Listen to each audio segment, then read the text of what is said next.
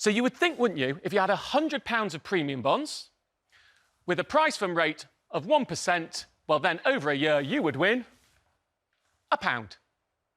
But you can't, because if you had £100 worth of premium bonds, the smallest prize you can win is 25 quid. And for everyone who wins 25 quid, quite a lot of people can't win at all. And in fact, for every £1 million prize out there, even more people can't win. So then, the actual truth is most people with £100 in premium bonds would win absolutely nothing at all. So how do we properly evaluate premium bonds? Well, the prize fund is what they call in maths a mean average, but we need something called the median average, which gives us what someone with typical luck would win. So look, let's imagine we lined everybody with the same amount of premium bonds up in a row in order of lowest winnings to highest winnings. And then we find the person in the middle and we work out what would they have won. That is what defines typical luck, this median average. Now, actually calculating it for a range of values requires something called multinomial probability. It's incredibly complicated and takes a calculator hours to crunch. But don't worry, I've got some of the answers here. Let's look at this, and this is fascinating for me. Here is what you would win with typical luck, median average, with £100 worth of premium bonds, nout.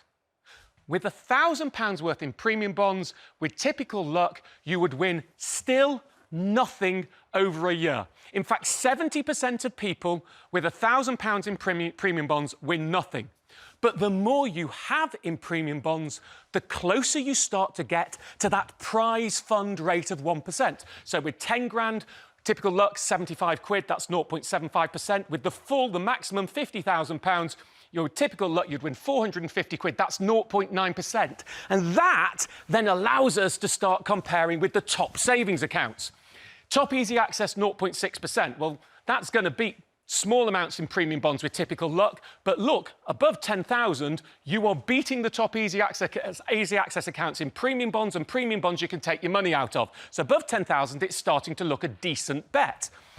But it doesn't beat the top fixed rate, 0.75%, top with 1 year with Mast Haven. For 3 years, it's 1.14% fixed. You lock your money away with SmartSave. Now, look, you would have to have very, very substantially better than typical luck, even with the full £50,000 in, before you beat the top 3-year fixed rate savings account. So let me summarise all this for you. Who should have premium bonds? Well, first of all, the more you're saving, the better. Over roughly 10 grand, they start to look much better. Those who are saving for longer, premium bonds look good if you still want access to your cash, because in fixed rate savings, your money is locked away. It isn't locked away in premium bonds.